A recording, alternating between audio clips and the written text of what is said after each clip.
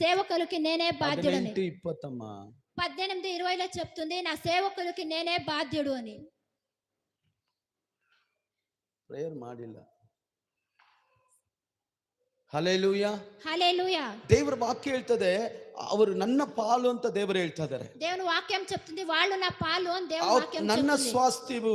అది నా స్వాస్థ్యము. ಧರ್ಮೋಪದೇಶಕನ 32:9 ಹೇಳ್ತದೆ, ಇಸ್ರಾಯೇಲ್ ನನ್ನ ಸ್ವಂತ ಸ್ವರ್ಗೀಯ ಜನರು. ఇశ్రాయేల్ జనాలు నా స్వర్గీయ జనాలు అని దేవుని వాక్యం ನೋಡಿ, చెప్తుంది. ಯೆಶಾಯ ಗ್ರಂಥ 19:25 ಹೇಳ್ತದೆ, ಇವರು ನನ್ನ ಸ್ವಾಸ್ಥ್ಯವು. వీళ్ళు నా స్వాస్థ్యులు అని దేవుని వాక్యం చెప్తుంది. ಯೋವೇಲಿನ ಪುಸ್ತಕ 2:17 ಹೇಳಪಟ್ಟಿದೆ, ನನ್ನ ಸ್ವಾಸ್ಥ್ಯವು.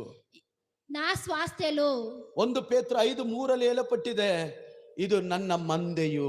ఇది నా మందే అని దేవుని వాక్యం చెప్తుంది. ಧರ್ಮೋಪದೇಶ 4:20 ಹೇಳ್ತದೆ, ನನ್ನ ಸ್ವಂತ ಜನರು. దేవుని వాక్యం చెప్తుంది, ఇది నా స్వంత